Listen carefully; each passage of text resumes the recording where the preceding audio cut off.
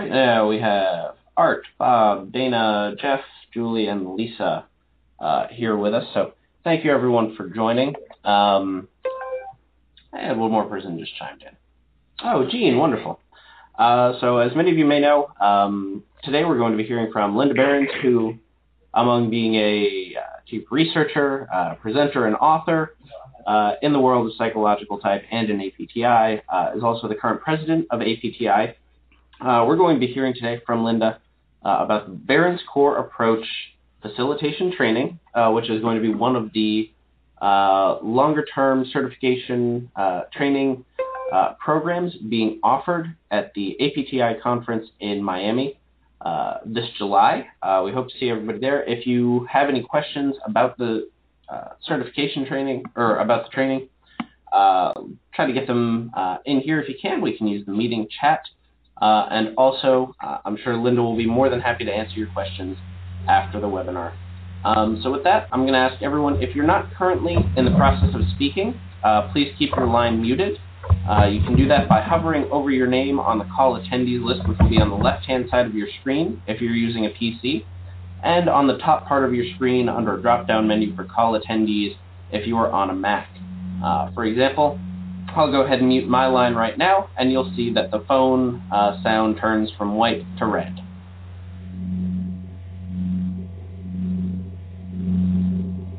If I think we're getting any background noise from your line, I am going to have to mute you. It's nothing personal. We don't mean to offend. It just helps the call clarity for everybody else. And as a matter of fact, I'm getting a little feedback now, so I might be trying that in just one moment. But if you can keep your line muted, that's tremendously helpful for us. And if you're dialing in, using *6 on your telephone should accomplish that as well. So with that, I'm going to go ahead and turn it over to Linda, and let's go ahead and get started. All right, thank you. Somebody's got a lot of background noise.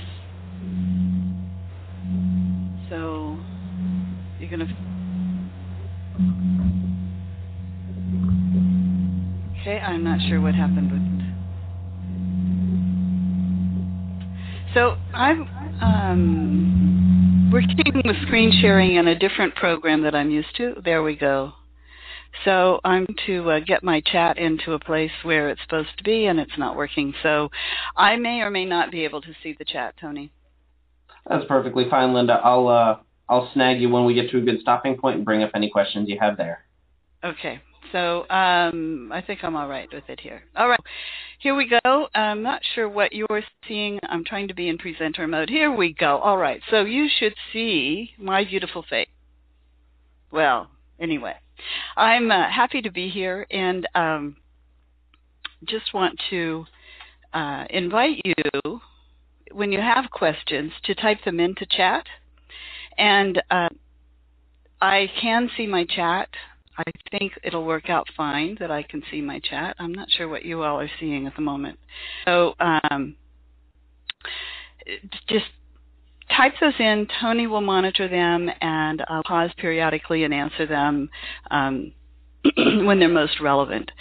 I have a lot to cover, and I'm happy to share that with you, but I first really would like to know, and Tony, maybe you can tell me, because I can't see the participants, how many of you have already been through a variety of trainings with me?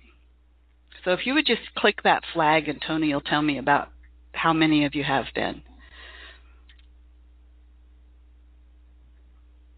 Looks like right now we just have Bob raising his hand. Okay. All right. Well, good. I can see when flags have been raised. That's good. Beautiful. Okay. So. Looks like just two. Just two. Okay. Well, so if you've been through my training, some of this will be very familiar. What I'm going to do today really is give you an overview of what the whole process is about, and we won't go in depth, but it will be an overview. And so why is it important? Why is core important? And I'll get to what core is in a minute. If you know anything about me, you know I've been around for a really long time. And over the years, the way I've done my work with type has evolved. And so core is the latest iteration of that. And it actually came to came about when I was talking with Susan Nash, because I use the word core a lot. And she said, Linda, I just think that word core is going to be very important to you. And if you know Susan Nash, you know she's kind of the queen of acronyms. And so I started thinking about acronyms, so we'll talk about that a little bit. But I found this quote by Franklin Roosevelt, and it said, if civilization is to survive, we must cultivate the science of human relationships. That ability of all peoples of all kinds to live together in the same world at peace. This is so, so very important. So we're really back to why Isabel Myers did her work, and why I think David Kersey did his to some degree, and why a lot of us are in this, is that the world really needs the work that we're doing with psychological type. And one of the things is that the world is so complex that we need more and more people able to handle that complexity. And that means that we want to use type in a way that fosters development and the capacity to be more agile and more flexible. So in order to do all that, we need some maps. And I know that you've heard this, the map is not the territory. And sometimes those of us who are really type enthusiasts get rather enamored of type and think that it is the territory. And believe me, there are many times when I believe it's the truth, and it's the hammer I have, and whatever model of type I'm using, it's the hammer, and I'm going to fix everything with that hammer so everything looks like a nail.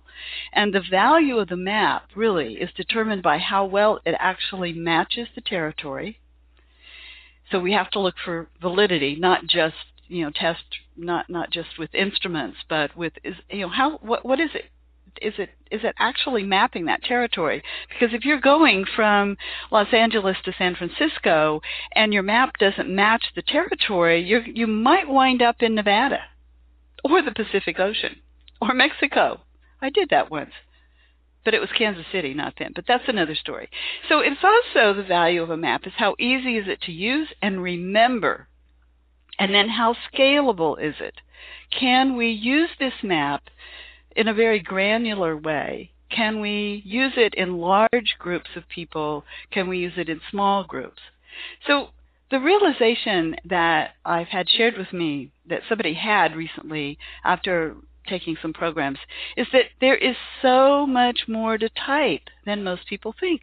Well, I'm really interested in helping you and other people become familiar with that so much more, and to become facile with it so that you can use it and have it really work for you in whatever area you're working in.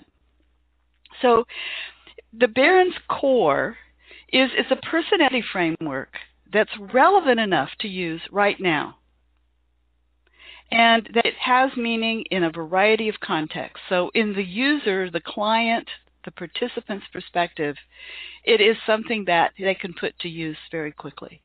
It's complex enough to study for a lifetime. I have been studying psychological type since 1975. I was only 2 when I started. Just thought I'd let you know that. So, but really, and I'm not bored yet. It's still growing, and even now, there are parts of our framework that Chris Montoya and I are working on that we'll be presenting at the conference that is another nuance, another avenue to explore about type. So it is complex, and yet it is simple enough and relevant enough for us to put it to use. It's practical enough to use every day. And it's dynamic enough to lead to real growth and development if we follow some really good practices. Okay, so here's another map for you. This is the integral map based on the work in Wilbur about what does it mean to be human. And I want to share this with you because I want you to know that when we're looking at psychological type, we're really looking at this, that you, the individual, at the center of all of these various aspects of being show up in type. And our type is also influenced by these things. So there's this internal subjective, meaning it's internal to the system aspect, and there's an external, which is objective, meaning other people can see it, so it can be verified empirically. There is the individual, and then there's the collective. So we have this psychological type often tells us a whole lot about our sense of who we are, and it's our psychology, it's the way we make meaning of things, it's our individual subjective self. And when we take a self-report instrument like the Myers-Briggs Type Indicator or any other self-report instrument, we're reporting on our sense of self. And sometimes that we may be very self-aware and able to do that accurately. Sometimes we're so influenced by different situations that also makes a difference in how we see ourselves. Sometimes we've got traumas that are influencing it. Sometimes they're transitory. Sometimes it's old from the past. It is so complex what influences this sense of self and that's where most of us do our work. We work with people around their sense of self. This external objective is the behaviors, the physical aspects, the things that you can see. So when we describe a behavior that goes with type, we're really trying to operate over in this domain. When you have an instrument like the Myers-Briggs Type Indicator or any other self-report instrument about any aspect of psychology, they're tapping into sense of self. But then we're trying to make a bridge over to what are the behaviors that go with that. So there are two different aspects of being. Then we have different lenses that work well with only the behavioral aspect and some that work well with the sense of self aspect. We have the brain research like Dario Nardi's research with neuroscience, and he actually worked with all of these quadrants in gathering his data. By the way, he did the research. Fascinating. You should take his training and find out. But no, take mine at the APT conference. Okay, so the collective is the group. So culture, clearly, that's those unwritten rules of engagement. How do we interact with each other? And a couple has a culture. Individual, two people have cultures, and that influences and is influenced by our sense of self and our physical aspects. And then there are the environment or the systems, the buildings we're in, the way we have to travel to work. I mean, a hierarchical structure in an organization, the very physical, much more tangible kinds of things. All of those things influence who we are and how we respond to a self-discovery experience, as well as a personality instrument. So it isn't easy to just give somebody an instrument and say, oh yeah, you'd be good at that job, which is what I recently was asked to do.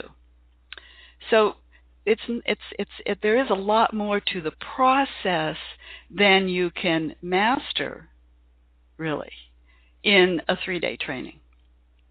So there are many contexts that we need to pay attention to, and the read work I've been doing is around the communication zone, which is a practical application, and it is a workshop that when you complete the facilitation training, you would be licensed to deliver.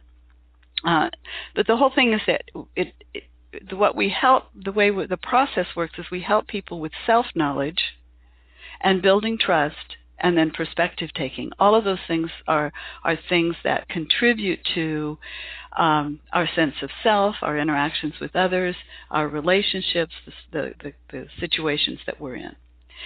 So just right off the bat, what is certification? And certification to me, more than taking a training and taking a little test.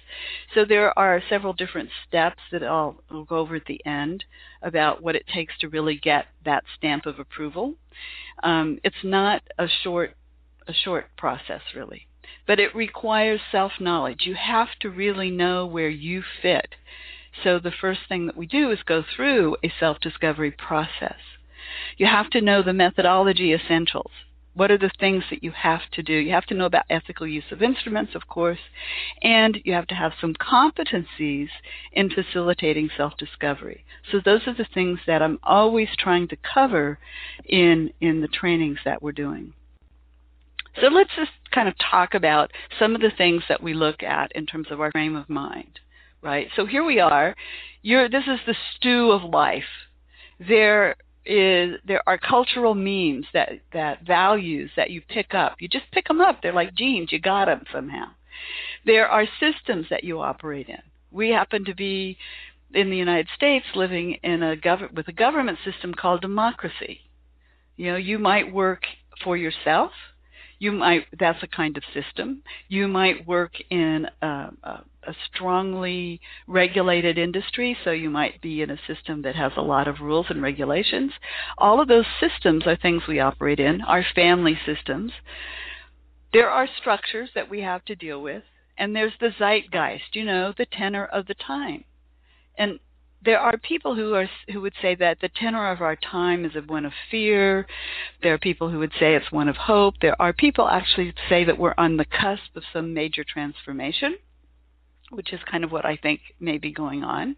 But that's the zeitgeist that you were in. What does that mean? Well, here we are. You're born. You come into the world. Individuals come into the world with a core self. And that core self involves the nature, the natural tendencies that you have, what you're inclined to do, the predispositions that you have to develop physically, mentally, cognitively, affectively for sure, and maybe even spiritually. Who knows about that? We don't know. It's an unexplored area. But there is this, whatever it is you come into the world with. Some of us believe that we come into a world with a life purpose. That would also be part of this core self. But then there's this other stuff, you're born in different situations, different things happen, and you respond to those things. And those things happen from the minute some would say the minute you're conceived, because there are all these influences in utero. But they're always going on, all of these things, and you have to respond in some way. And that's your current behavior, and that's your contextual self. And what we need these days is a fairly agile, adaptable, contextual self in many, many situations. Now, if you work in a nuclear plant, there are certain aspects of yourself that you can't be flexible and adaptable with, because if you don't follow the rules, we could have a disaster. Okay, so the contextual self isn't always what's needed, but it is that self that is the most adaptable. And all of these things start to impinge and push in on the core self, and the core self says, oh, but I want to grow, I want to develop, I'm supposed to do these things in a certain way, just like, a baby learns to walk, a baby learns to talk. And so, there's this desire to grow and develop. And that includes psychologically, cognitively, spiritually, in all aspects of our being.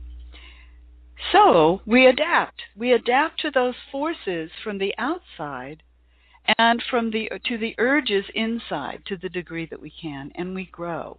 And that's our developed self. That's who we really are.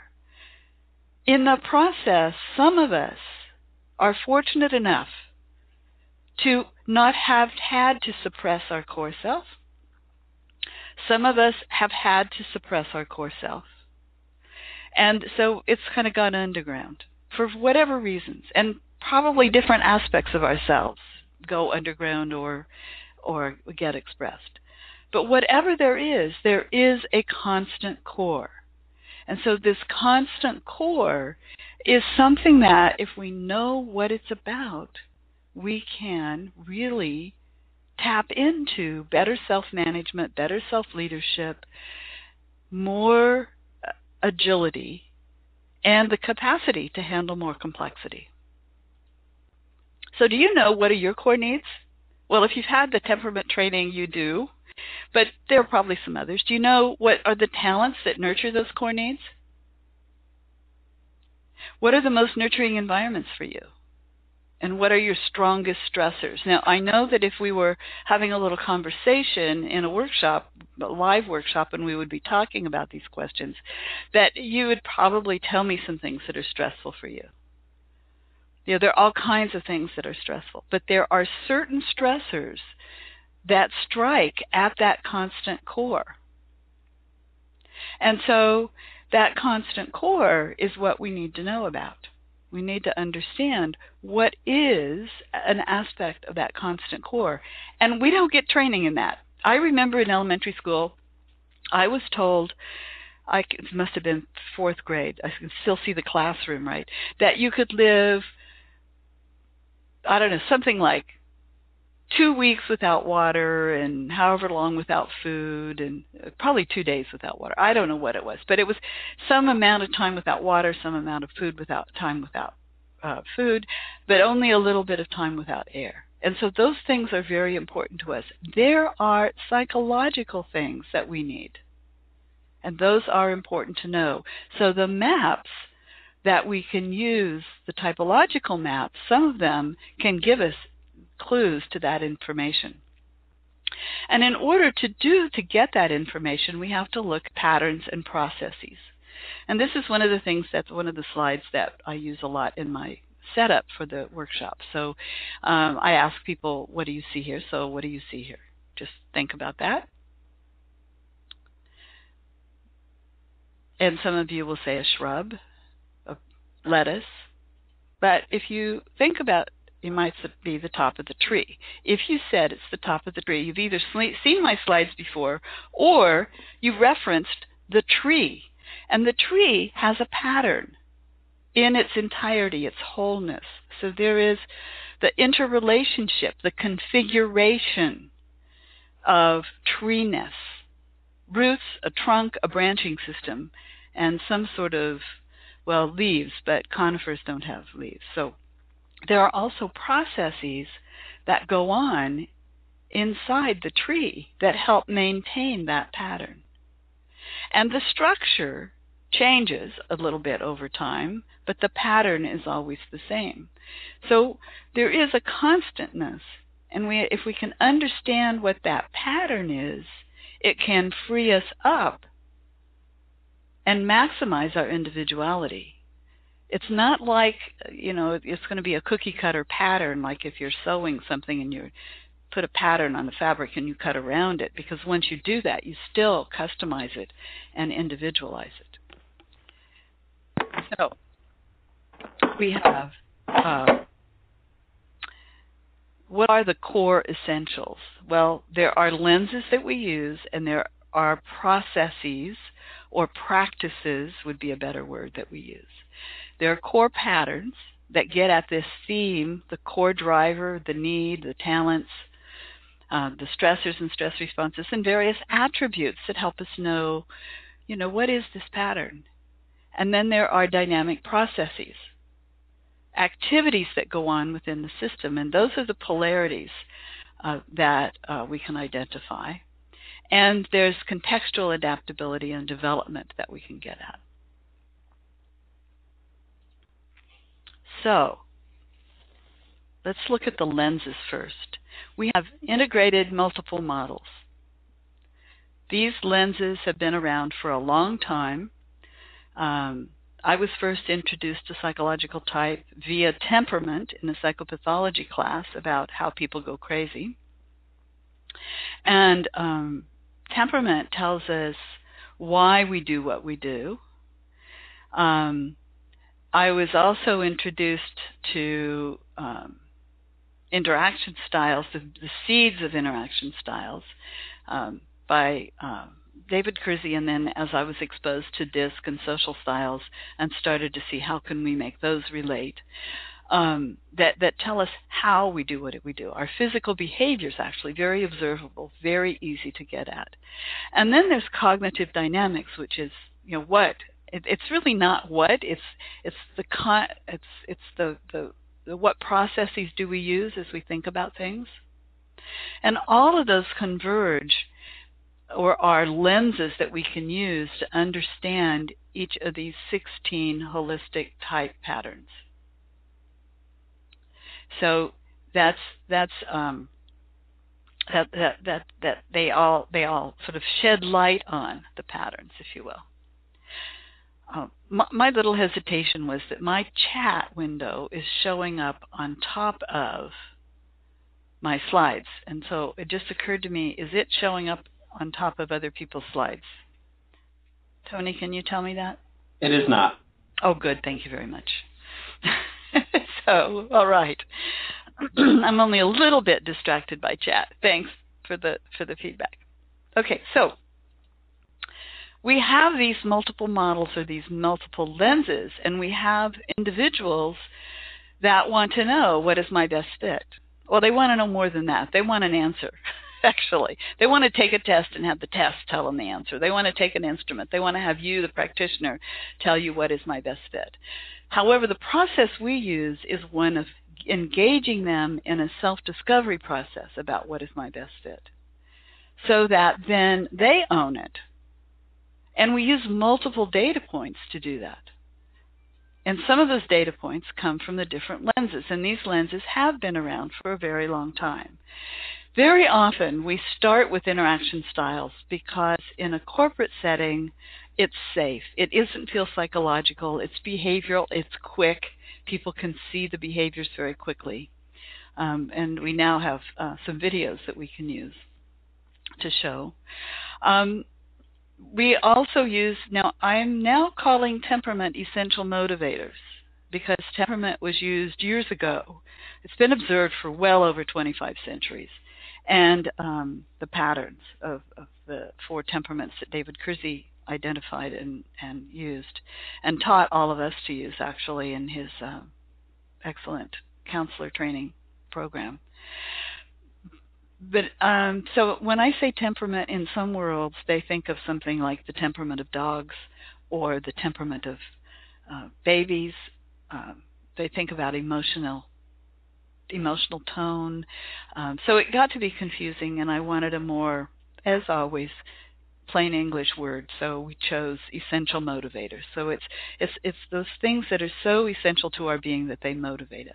And so we put people through a process of self-discovery process of what are finding what their essential motivators are. And then you have the 16 type patterns.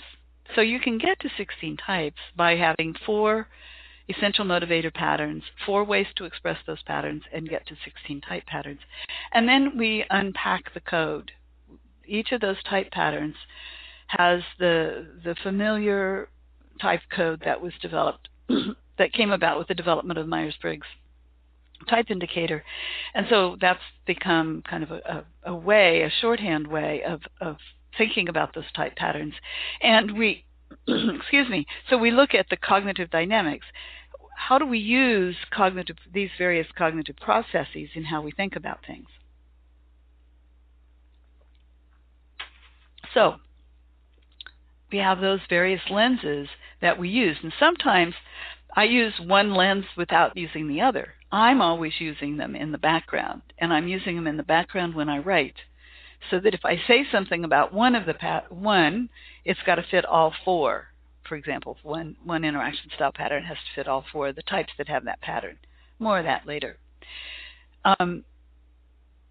Sometimes I never get to cognitive dynamics, but I'm always using it in my work in the background. So when you become facile with these different models, you can become as obsessed as I am, but probably not, because you probably have other work to do. You can really have a whole lot of tools that you can use with people. Okay, so that's the lenses. Those are the lenses and the models. And it might be wise to see if anybody has any questions that I haven't seen any questions in the meeting chat, but this might be a time about the questions, just real quick. Yeah, we can take a moment to pause. If anybody has any questions, and indeed for the rest of the process as well, feel free to type them into the meeting chat or just raise the little flag next to your name, and we'll be sure to get to you.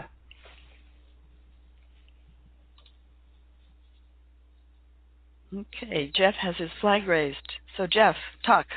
All right, Jeff, I'll go ahead and unmute you. The current slide that you have up, you show the books associated with each of the models that you have there.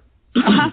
And I just received, I'd read some parts of it before, but I just purchased the green one, the Understanding Yourself and Others, the 4 temperaments. I think that's great, especially it tells more about the temperaments than we've seen a lot of other places.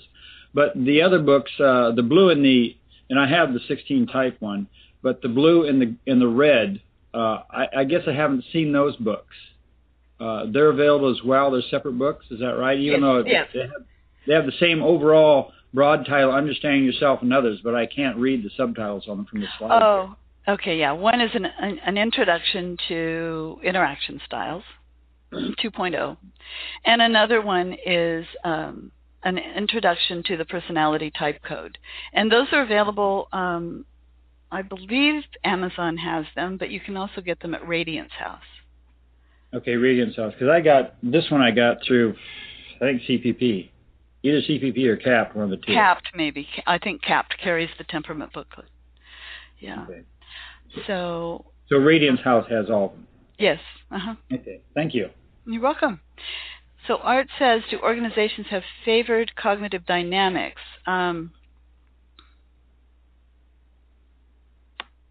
I think so. The challenge with cognitive dynamics is that a single cognitive process doesn't operate by itself.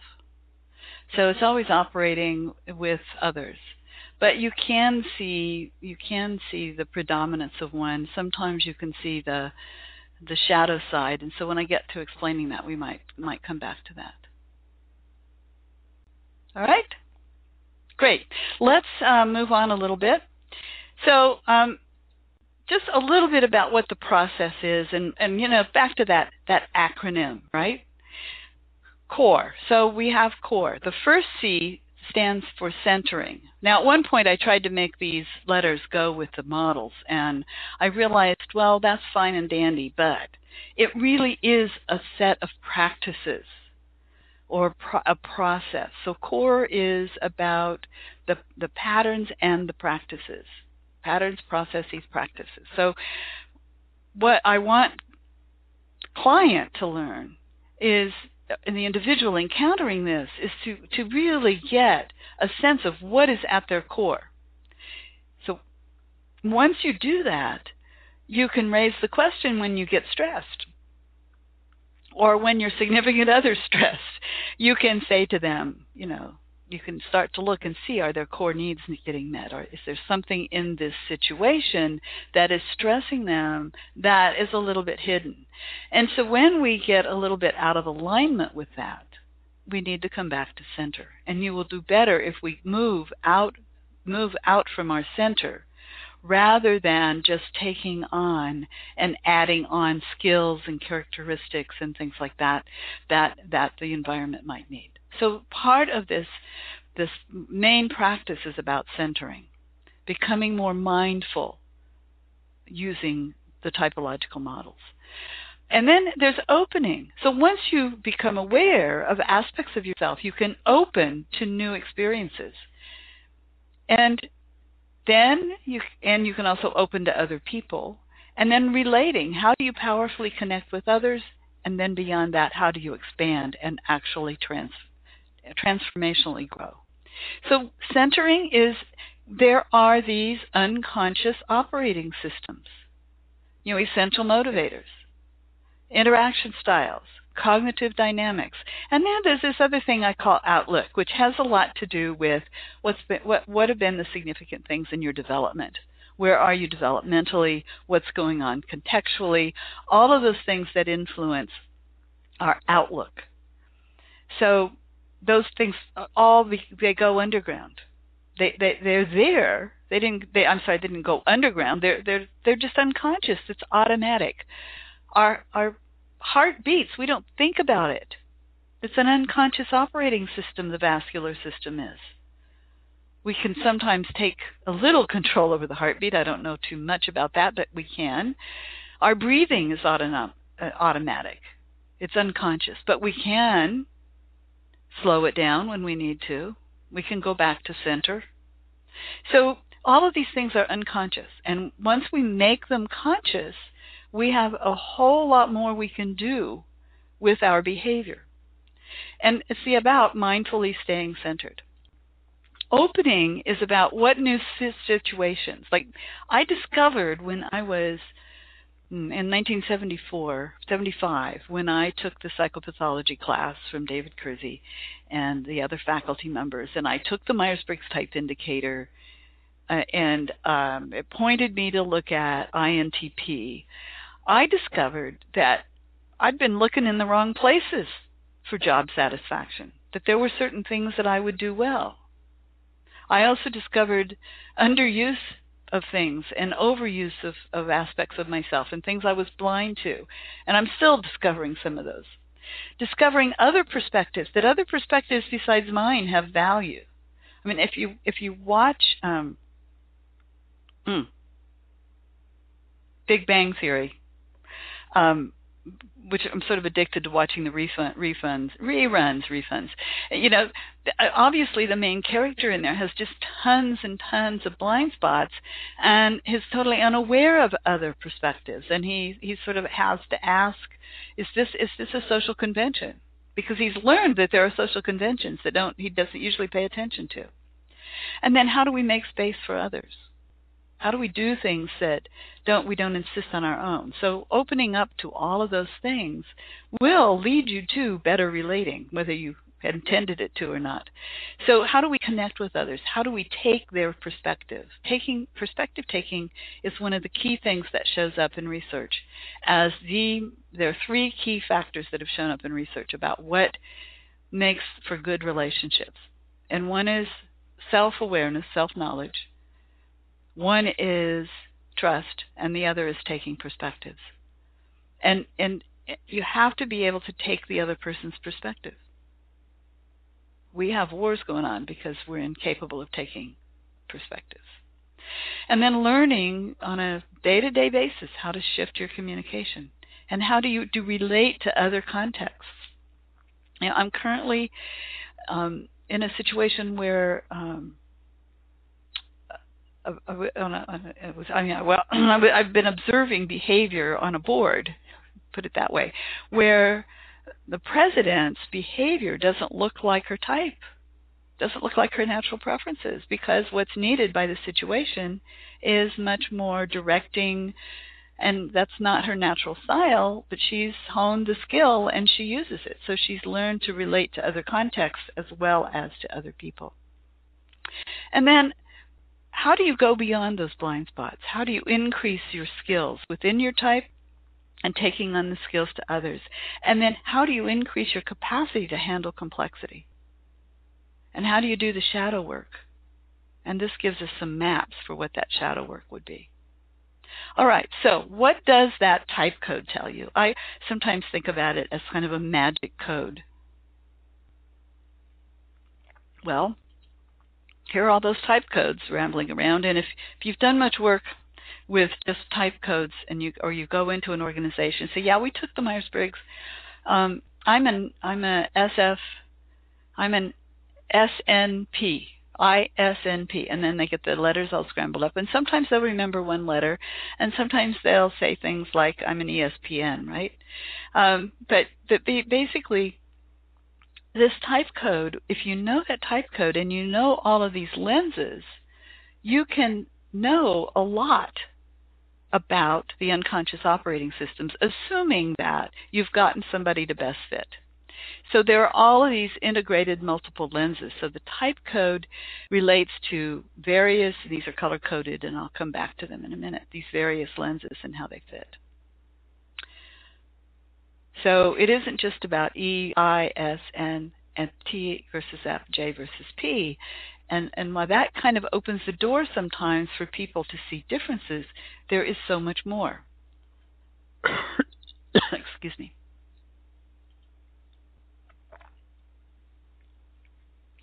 So we use the Johari window a lot, which many of you may know about already, as kind of a map for the self-discovery process, because a lot of times we don't know what's unknown to ourselves or unknown to others. We need feedback from others because we don't know about it, but they see us in a certain way. And the known to self, known to others, well, that's pretty public. And sometimes we know some selves, but things about ourselves we don't share. But if we look at temperament or essential motivators, there are these core psychological needs that are unknown to self and unknown to others. So not much you can do about that. You share it. Somehow you got to get it up there and be known, at least to yourself. There are core values that are related to those needs. They're so tightly related that it's sometimes very hard to tell where one stops and one begins. And these are not the values that you get from your religion, your faith, your family. These are much broader categories of values. So it's one of the things we explore in the training is what are those value sets. And then there are talents. And I love this thought that talents are what we're given to scratch the itch that the needs create. So these needs, it's like when you're thirsty. When you had too much salt, you wind up being thirsty, and so you go drink some water.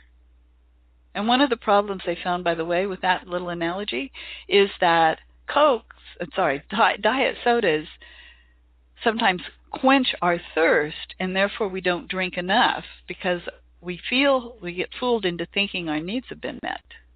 And this can happen psychologically too. And if you don't know what those needs are, and you don't engage your talents to get your needs met, you wind up still hungry for those things. So we have known to self and known to others. Those are the behaviors. And the behaviors are clues to the pattern. You can't take just one behavior and say, that's it. Okay, so, and I think this is on automatic. I'm not sure what's going on. Okay, so we have these essential motivator patterns. And, in a workshop we explore these in depth, but here's kind of what they are. For the improviser pattern, there are core needs, freedom to act now, the ability to make an impact, and the talent is tactics, taking actions in the moment to get a result. For the stabilizer pattern, the core needs are responsibility and duty. They have a hunger for responsibility. Everybody wants to be free. The improviser needs it. Everybody wants to make an impact. The improviser needs it. Those with the stabilizer pattern, the hunger for responsibility is there. They want to have a place to make a contribution. Hence, it's often referred to as belonging. And their talent is logistics.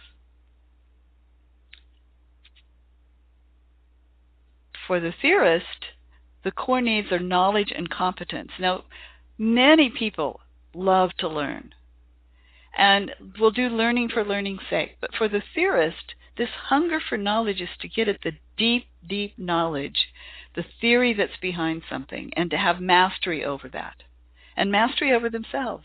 And their talent is to think strategically.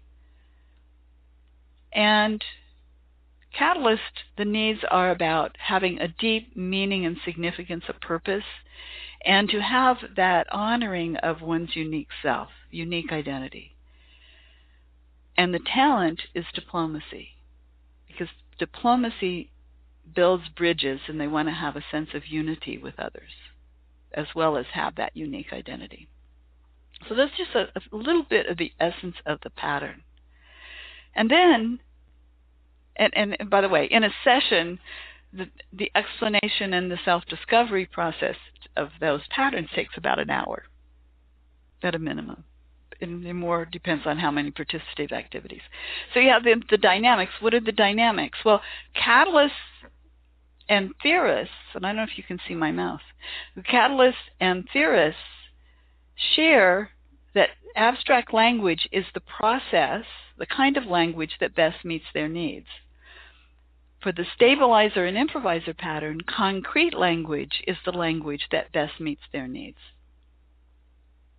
Catalysts and stabilizer patterns lead them to take, people who have those as their core pattern, take affiliative roles to get agreement, to go along with the norms of the group. Theorists and improviser tend to take pragmatic roles, meaning act autonomously, independently, call the shots on your own actions. Pragmatic not meaning practical in this sense.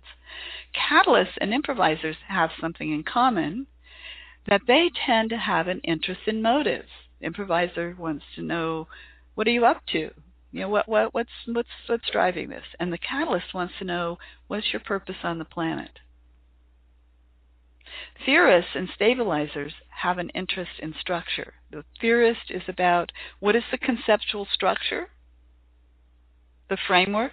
Hence, this theorist is giving you the conceptual structure. That's what I'm doing. The stabilizer wants to know what's the organizational structure, what's the sequence of things, what's the hierarchy, what is the solid foundation we can build something on. So what is that structure?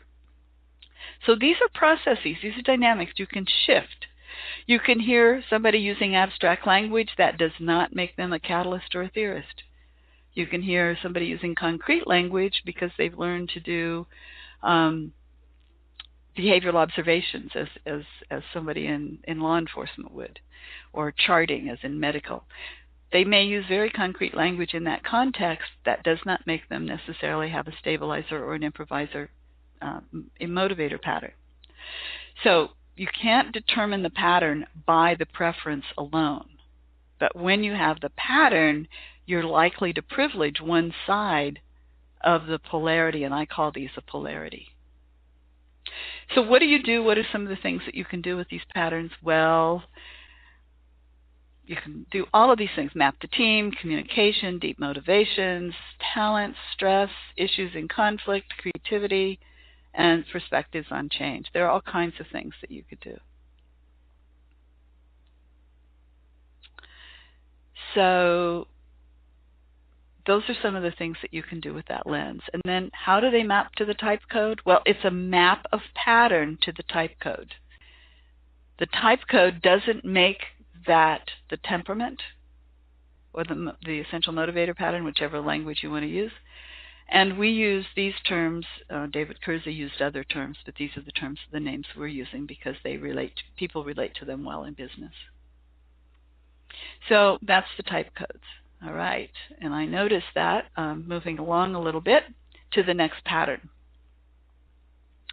The interaction styles pattern, we have the drive, the core belief, and the aim. So that's like this drive. A drive is a psychophysiological event. So this stuff shows up in the body, in the way we move, and the kinds of interactions we're driven to have. And there's an aim for that. And then there's an appearance. It's the behaviors, easy to see. And then talents. So I think of these circles, the talents, are kind of like the wheels on this arrow that will get it to where it's going. So if we look at the Johari window related to that, well, obviously appearance is what everybody can see. And talents, again, we often need feedback because we take our talents for granted. We're pretty blind to what they are. Others don't know that our drive and our aim. We have a tendency to kind of know what it is, but not really talk about it because we don't have a language for it. And then there's the core belief, and people really don't know what that core belief kind of assumption is. So if we look at the interaction styles, what do we have? Well, in charge, and this is not a role, this is a behavior, so you don't have to be the person in charge.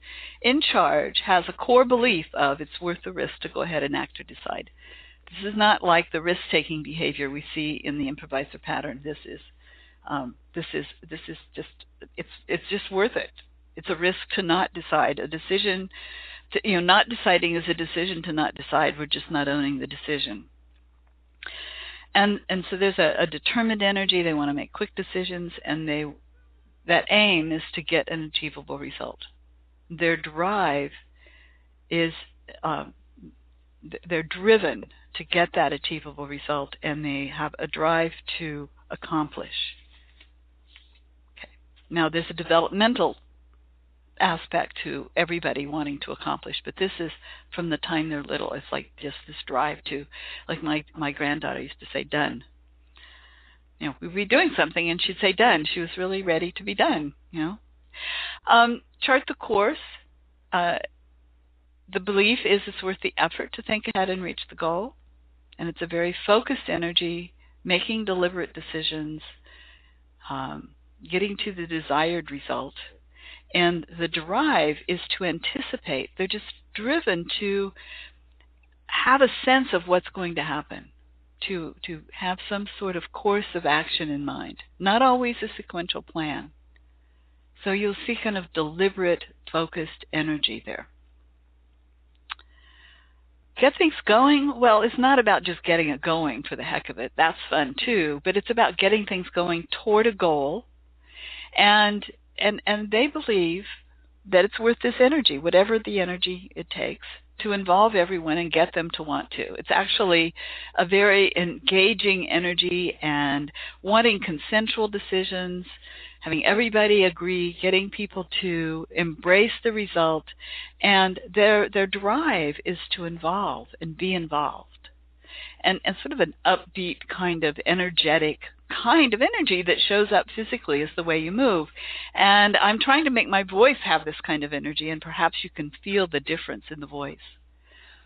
And then there is behind the scenes. Now, behind the scenes is not always about being literally behind the scenes, but the work that is done, or the kind of interaction, is kind of like to integrate. There's the drive is to integrate, and they believe that it's worth the time or investment. You may not always see that as time, to integrate and reconcile many inputs. And the energy is open, kind of looking around, seeing what's there, consultative decisions, checking in with people, and wanting to get this best result possible. So they're driven to integrate. Their drive is to integrate. Okay, let's see if you can hear the difference. So there's an in-charge energy, and this needs to be done. There's a chart the course energy. There's a get things going energy, and there's a behind the scenes energy. When I'm doing online work with a webinar, my natural style is behind the scenes. But I know you're going to listen to me for an hour, for God's sakes, an hour and a half maybe. Yes, at least. And so I need to get some get things going energy. And it's harder to do without people in the room and without people talking or typing into chat. So, I have to shift. Okay? What makes it easier to shift is knowing my own center. It makes it easier to shift that I have a framework to know where to go to, so that I can shift my energy as well as my perspective. Okay. All right. Well, so what are the things in common? Chart the course and in charge tend to be more directive. And actually, if you want to see an example of that, go to lindaberens.com and check out the current blog. I think the title of it is Worry About Yourself. It's a really, really good example of the directing communication style, actually in charge probably, in this little girl who's trying to buckle her seatbelt. 47-second video. Anyway, but that's there, and it's appropriate in certain situations where it's very task-oriented. So that's what directing communications are for.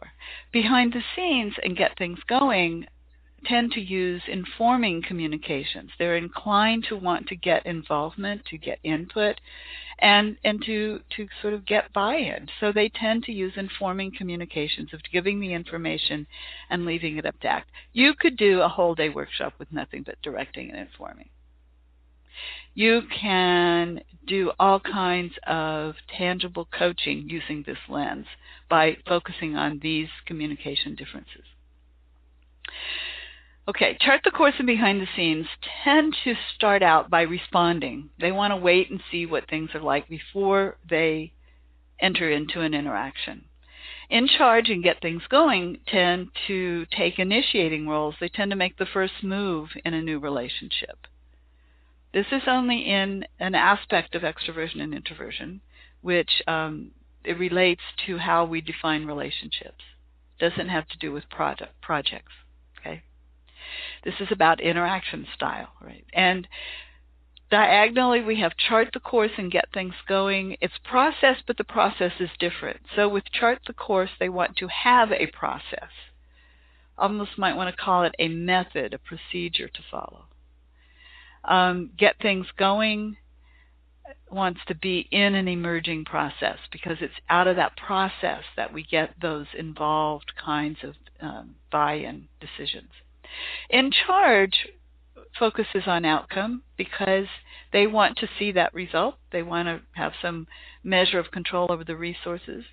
And behind the scenes focuses on outcome because they want to get that best result possible. So when they're interacting, they're focused on the outcome. So a little tidbit about that, if we just think about that and look at the type code. We look at the informing and directing communications and how do they match the type patterns. Directing goes NJ and ST. Informing is NNP and SF. So my type is INTP. You see that under behind the scenes. My style of interacting tends to be informing. I tend to be responding. And I'm focused on the outcome. So we can see how all of that kind of matches up. So it kind of explains why in a meeting I'm the one, and you think about the JP dichotomy, and you think, well, wait a minute. Why is it that Linda is the one that says, what are we here to do? And calls people back to task? Because I'm focused on the outcome. And I sometimes fail to see why the chit-chat that's going on in the meeting or whatever topic we've gone off on is actually has to do with with what we're here to do. So that's my behind the scenes kind of how that all of that stuff comes together and shows up. I don't have the diagonals on here because just don't go in a 2x2 matrix. Okay. So this often is a very good cross-check if we take temperament or essential motivators and interaction styles, and we have a data point from the Myers-Briggs type indicator. We have people looking at their type and trying to decide, even if you're not using these lenses actively with them, you can do a cross-check and see if everything lines up. Because eventually, when people look at all of these different lenses, they do line up. Okay, so what do you use interaction styles for? Well, all kinds of things about building rapport. I mean, it's instant. If you shift your energy just a little, you'll have rapport. Sometimes you have to go to neutral first. Decision making, there's a whole conflict piece that we touch on briefly, but not in depth in the facilitation training. All of these kinds of things have to do with the interaction style. The interaction style lens. And things that you can use it for. What I've heard from people is they have found understanding and really knowing interaction styles well has helped them with their coaching practices. It gives them tangible things to do that go beyond what they've been able to do with the type code before. So at this point, when I'm doing self-discovery, if I really have time with people, I like to start with essential motivators. We've got the 4 essential motivators, right? Now there are 4 ways to express those. So we now have the 4 interaction styles. So I think of myself, and like at University of Toyota when we were doing the workshops there, people would, at the end of their 2 sessions, they would come back and say, oh, I'm an in-charge theorist or I'm an in-charge improviser. And that's what they think about as the name of their pattern. I'm a behind-the-scenes theorist. That's often how I think of myself. But we can lay more on. I forgot the dynamics there. So now I already have a whole lot of information, but if we add the type code to that, now we have a whole type and we can look at type holistically. What is the whole type pattern? Sometimes I just use names like I'm a designer theorizer. Okay, so moving along. What else is there? Well, this is the part that you may know more about if you're familiar with the Myers-Briggs type indicator.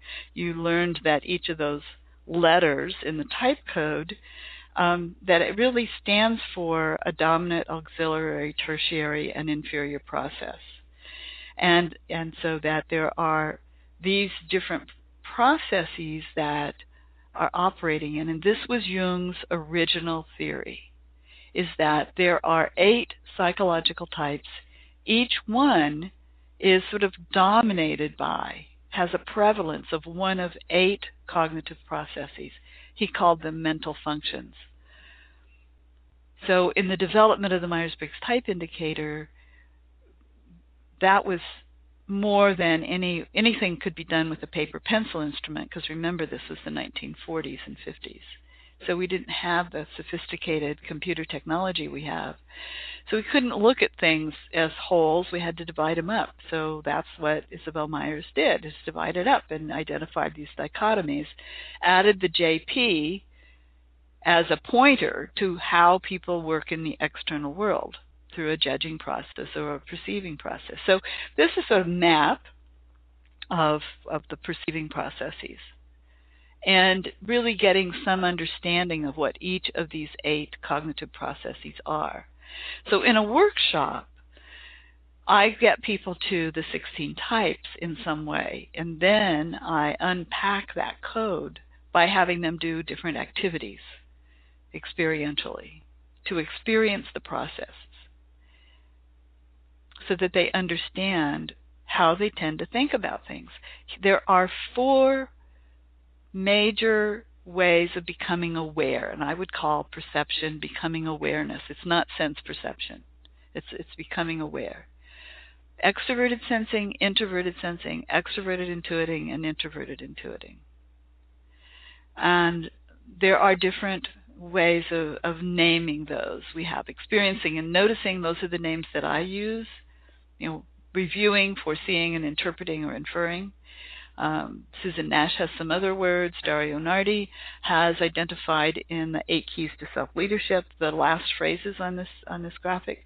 Immerse in the present context, stabilize with a predictable standard, exploring the emerging patterns, transform with a meta-perspective. And I have found those really have deepened my understanding of what those processes are. And what are the products of those? What are you trying to do when you're doing that? And yesterday I had a photo taken with someone whose preferences are ESTP. Marvelous, marvelous example of extroverted sensing. She noticed so many things. It was the quickest photo shoot I've ever had. She shot 120-some shots, and I think she saw me in a way I never saw myself. And she'd try a background, and then she'd say, no, I don't think that'll work, and move your finger a little bit, or just all these things that she could focus on all at once. And she was totally at one with that whole physical context. Right? So that's a much richer definition of extroverted sensing than sensing through the 5 senses. And that's really it is. It's a cognitive process. And Dario Nardi, in his research with neuroscience and what goes on in the various regions of the brain, has found that there is evidence, physical evidence, that upper right corner, that quadrant, if you will, where we see for these processes to be going on. So we tend to privilege one of these, but we also use another one. So I tend to privilege extroverted intuiting. And I also tend to rely a lot on introverted sensing. But we'll get to that in a little bit. Okay, so there are the 4 judging processes. I call them segmenting, breaking things up into pieces, versus connecting, which is connecting with and considering others. Analyzing or valuing, so the extroverted and the introverted, and all of that. Measuring and constructing for progress. I mean, extroverted thinking is an awful lot about putting structures in place in order to make progress, and measuring to see, are you making that progress? Introverted thinking is about gaining leverage with a framework, which is what I've been doing, by the way, is I give you the framework in a way that you get leverage, meaning that you can move mountains with it. You can move a big rock with just a little lever. Extroverted feeling is nurturing trust and giving relationships, which is about giving. It's just connecting with others and knowing what they want, and giving that to them, saying things to them, for example. And introverted feeling is about staying true to who you really are. What are your values? different, and you're making a judgment against not only who you are as an individual, but what is the organization? What's important? And it's not just about, feeling is kind of just a metaphor. It's not about feelings. That's kind of tells you what's important. All right. So we have these 8 cognitive processes, and I draw a map out for people, which I'm not going to do here, but to know that each one of these processes plays a role, an archetypal role in our personality. And this is the work of John Beebe. So he called them, some names are a little more esoteric. Hero, this aspirational role is your idealized self, what you want to be. So what in the usual type framework we talk about as the inferior is actually the aspirational role. We aspire to it. And so those are all in bold, and then we go down here, and the other roles are available to us, but they are in shadow. Okay, so just because it's all about me, right? I know me the best. So we took my type, designer theorizer, INTP, and we mapped it onto the stick figure, which is kind of what the pattern is of the cognitive dynamics. There is the spine of the personality. There's an energy flow between the two. And one of the things I learned from Dr. John Beebe is that this inferior is only inferior because it's on the bottom. It's only inferior because it's sort of in the background. It's what we aspire to. And that it can play a very strong influence on our personality, which is why there are these little speed bumps here on the feet. So it's because it's often what makes our feet go. And we get to say, why did I do that? That's not quite like me. And as we get older, it becomes more and more integrated into our behavior as we get more skill with it. But at first, we tend to be heroic with the process. It's how we save the day, and we sometimes turn the volume up too loud on it. But we aspire to do something which is in a way opposite, but works in tandem. And then the arms give us balance, right? So there's a supporting role, kind of the good parent. For me, that's extroverted intuiting. And I always, kind of want to help out with some other ideas, and here's some connections, and have you thought of that, and this might happen, et cetera, et cetera. And then there's a relief role, which is, in this lens, introverted sensing. It's the opposite attitude. So it goes E-I-E-I-O or I-E-I-E, so it alternates. And what amazes me when I'd see INTPs, because early on I had this picture of INTPs, well, they're future-oriented, right? Because there's an N, right? And so I'm thinking about that. I'm thinking about, why are they bringing up the past? And frequently in meetings, I would find INTPs being people with that type pattern would bring up, here's what we've done. And yet introverted sensing is often that, referencing what's gone before. And that becomes your reliable standard that you work against or with. So we can inflate that because we like to play. Relief is where you play sometimes. But really it's a stronger piece in our personality, and I can see the patterns even in my grandkids. I can see all of these operating. So in order to see them operating, you have to know what they look like, and you have to know what they look like in the context of the pattern. So it's a very rich field. We could spend hours and days. And Vicki Jo Varner has a series called Can You Spot It?, which is a very useful way of looking at, getting at understanding what the processes look like. They look slightly different when they're in different positions. Well, then there are the shadow processes, and these, in Jungian theory, they're available to us. They're sort of a pipeline to our unconscious, and sometimes we wind up developing skill in them because that's what we needed to do to survive, but very often they play sort of a negative role. There is a positive side, though. So you just take what was in the first 4 and you change the attitude. So for me, it was introverted thinking. Here it's extroverted thinking. And I get oppositional and stubborn when I get a structure in place. and I sort of don't want to go with whatever's going on. I'll say, no, we're going to follow the structure. On the other hand, it can be a way I can be very supportive of and a process that supports the rest of what I'm doing. Okay, so it has a positive, negative. I've only emphasized the negative because they make very fun stories. The devilish role is it's sort of like you get to say, the devil made me do it. Those are the things that, whatever process is there, when you think about times you've screwed up in your life, when you're really on a downward spiral, it's likely that the kinds of things that you're hooked into doing are those kinds of activities, whatever the process goes with those processes. The deceiving role, John Beebe calls this the trickster archetype. I like that name because it kind of you get tricked into thinking, if I do these kinds of things, it's really going to make everything okay. And then the critical parent role, this is like you just never quite get it right. So I don't really trust introverted intuiting for me.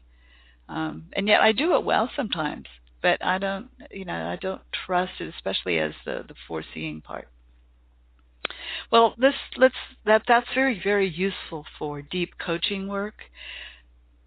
Here's how I used it recently in a workshop with. They had been exposed to type. They had all looked at their type patterns, but they hadn't been exposed to other models. And my client brought me in and wanted me to do this.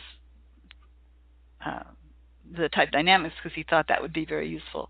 I had a group of about I think 15, 16 people. More than half of the people had ST preferences. 5 ISTJs, 2 ESTJs, and 2 STPs, I think. 2 ESTPs.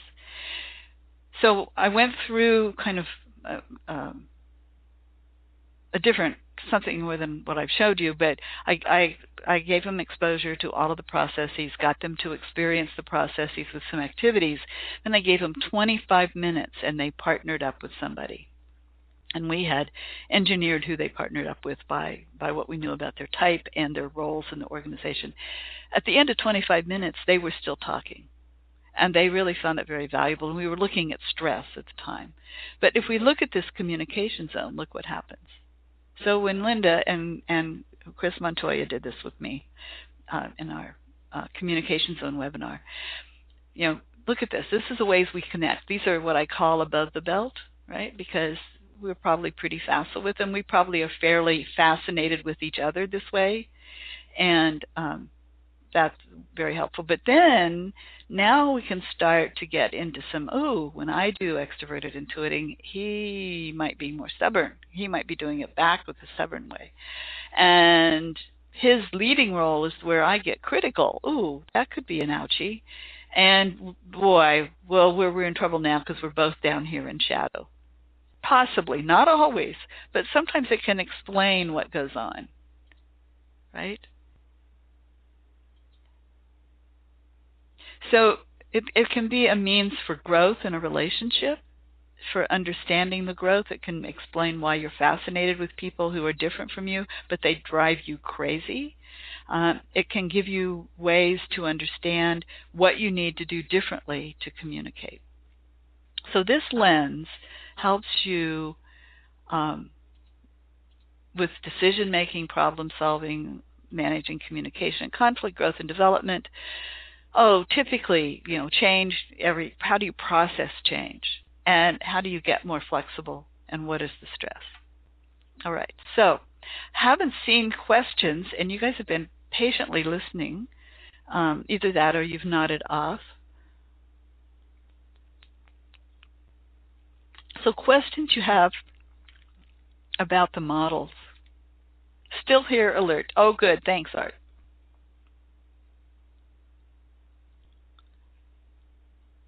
Okay. Well, put some questions in there, and I will respond to those. And yeah. And actually, Linda, Jeff has had his flag up for a while. Jeff, I'm not sure if that was from the last question you asked or if you had another one. Typing something, but that must have been for a previous one, the hand up. Oh, okay. Thank you, Jeff. All Well, right. maybe I could ask the question since I'm Sure. on mic now. Sure. Please. With groups that I work with, I talk a lot about the thought process, and I sort of start things out by saying, do you ever think about what you think about? That just came to mind as something you just recently said, Linda. Mm-hmm. Well, and it's true. We don't really know how we think about things. And with a new lens that Chris Montoya and I are working on, which we call cognitive styles, it's a 4 patterns of using the cognitive processes. We're finding that if we give people the descriptions of the patterns, they're really not able to think about it. I mean, they're just like, whereas if you talk about the interaction styles, you can see it, and you talk about the temperament or essential motivators, you can start to see that abstract pattern. But when you talk about thinking, the cognition, we really don't have many maps for that, which is probably one of the reasons type is so powerful. But yes, good question to ask people, I think. Do you think about how you think about things? Well, only INTPs go around thinking about how they think about things. My tongue is in my cheek, but we are inclined to do that. Something you were going to add to that? Well, it's a process, the thought process. I learned something a long time ago through Lou Tai's Pacific Institute, and the process goes something like perceive, associate, evaluate, decide. And it's just like in the thought process in thinking about what you think about is to think about when a situation arises, you perceive the situation, you associate it with something that's happened in the past, and that perceive associate is almost relative to the perceiving process, sensing and intuitive, and then perceive, evaluate, perceive, associate, then evaluate, decide is the T and the F, the decision-making part of it. So we relate it a lot to, the decision-making process as well. And so I asked that as a beginning question to kind of get them to, some, like you indicated, will open their minds more than others. But it helps them to get started to think, and it's all, of course, one of the objectives is getting at to think more about their inner selves, their inner core, like you're getting at. So it just all kind of tied in with a lot of things that you said. Mm-hmm. And I would be aware that that's probably not linear. Right. Because I enter a situation with introverted thinking, with frameworks, that influences my perception. And so the judging process influences what kinds of information we seek, which is, just a little caution. Not much is linear in this world these days. I understand that. I'm not much of a linear person myself. So there you go. There we go. So facilitating the self-discovery process it's one thing to know the theories, but how do you get someone to discover where they fit in the lenses and have those lenses be really useful? And when we were doing MBTI qualifying programs, and even before that, I had somebody take my training, and he said, "Linda, you have a method." So we started calling it a method. And three people were in an MBTI qualifying program I did in 1994. Dario Nardi, Linda Ernst, and Melissa Smith, and then there were 4 other people in the workshop. And I worked with them. I still work with them closely. Linda and Melissa took notes on in 2 different notebooks in different colors, and they took content notes and process notes because they were going to need to go out and facilitate. And they realized, and they're master trainers. They're master trainers of trainers, and they train trainers how to train trainers. So they got with me and said, "Well, you need a facilitator's guide." And I'm like, "Oh, no, you can't write it all down. I never use a script, blah, blah, blah." But we wound up developing what is now a 500-page facilitator's guide, which is came out in 1995, and it had scripted lesson plans, following adult learning process, things I would never, ever have done given my nature, but I soon learned that I could actually be more flexible and adaptable if I put page numbers on things and had some structure. And we created we created graphics with overheads, colored ones, and then eventually we animated them. And actually we were the first ones to do that, to provide that to our participants. So that guide is some of what there's a whole process of how do you facilitate self-discovery, and the guide is some of what people get when they complete the program. So what is involved? Well, there are essential qualities of that self-discovery process. I might call them rules, but if you're going to say a negative about one of the 4 temperaments or one of the 4 interaction styles, you have to say a negative about the other 3. You're going to describe them in terms of what they do, all of them in terms of what they do, not in what they do not. There are all kinds of sort of criteria that you follow, as well as what you say, as well as how you say it. And there's a difference between facilitating in groups and one-on-ones, but it's really the way you hold the space for people to engage in the self-discovery process. And there is a very healing way to do that also takes place while you're working on what the client is usually paying for, which is application. And then there is the fine art of clarifying type. How do you clarify type in a group? How do you clarify type one-on-one? And having all of these models and lenses can help you really have a better chance of getting an accurate fit. I would tell you that probably 40% of the people who came into the MBTI qualifying programs I did over the years I did them came in and discovered in the process that their best fit type was different than what they thought it was, based on whatever experiences they'd had before. Now, sometimes that has to do with the mental space they were in, or they took the instrument at work, so they thought about themselves at work, or they were under a lot of stress. Sometimes it's just instrument error. The instrument, no instrument works 100% of the time, so it could be all kinds of things. But there are guidelines about how to use the instrument results and best practices, and that's what we're covering, is what are those best practices, and helping people find their best fit. And sometimes they're not ready. They just, they're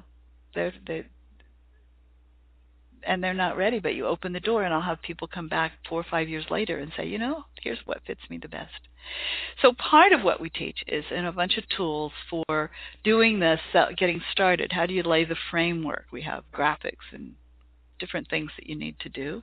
And then there's just a way of exploring the whole thing.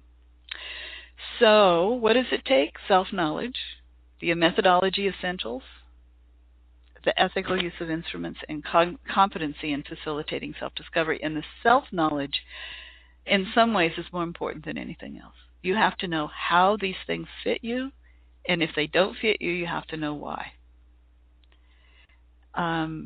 What does it take to get certified? Well, first of all, there's some steps. There's a 3-day Mastering the Core of Self-Leadership, which is all about self-discovery. No how-tos in there.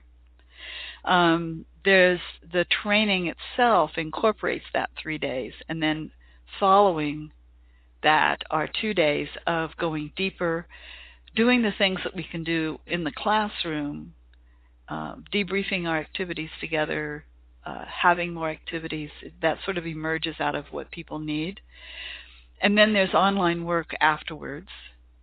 You have to complete a self-study, how it fits you. There's a theory exam and an ethical use of instruments exam. Then once you've done those minimum requirements, you get the animated PowerPoint slides. You also get that facilitator's guide, so you develop your own workshops. I'm interested in teaching people to fish, not just giving you a canned program to use. You can also get licensed if you complete some other things to deliver certain slide decks that we've already prepared, the communication zone, for example. And then you have to participate. And so once you do that, you pass all of that. We've checked you out. We have some discussions about the how-tos. That's some online work. You're good to go. You're licensed. You're not certified yet. If you want to be certified, you participate in at least 9 2-hour case consultation, probably done on Adobe Connect, where in a much more participative way than this, what we've been doing here, where you present your cases and you talk and we share and we learn from each other. And you also get to belong to the community of practice that we have established. That's included for a year. And you get, and if you sign up for the facilitation training, you get a year's membership in APTI. So, but to get certified, you have to do steps 4 and 5, successful completion of the evaluation process. When you're ready, it might take a year, it might take a few months, but it's a process. And that's what certification is. But you can complete the training and have the tools without that and add the certification later. So if you want to know more about that, go to lindaberens.com. Under the Berens Core Approach, you will find some pages that explain the various trainings and certification process. Let's see, what else did I want to say about that? So, what questions do you have? You can activate your mic, raise your hand, raise your flag, type in chat.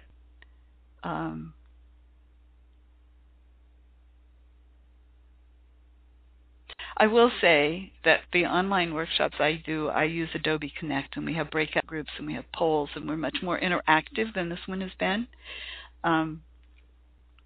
So I appreciate you all being on the call and very patiently listening.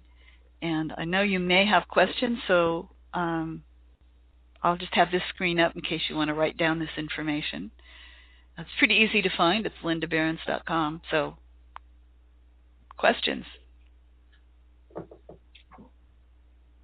And you can email me, by the way. I'll respond.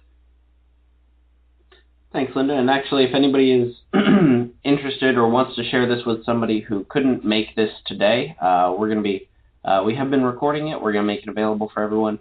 And we do have the contact information for Linda on the website under the conference info. Believe you're included under the pre-conference workshop and certification descriptions there, Linda, with links to the website, links to register, right. All that stuff.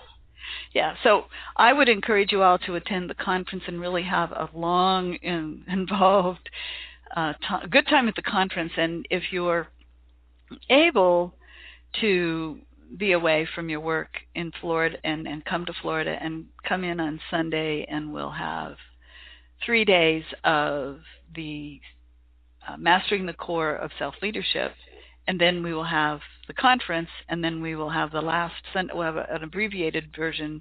The last 2 days will be in a day and a half. We'll probably meet into Sunday evening. So Sunday and Monday, and then you can go home on Tuesday. Or you can stay and play in Miami.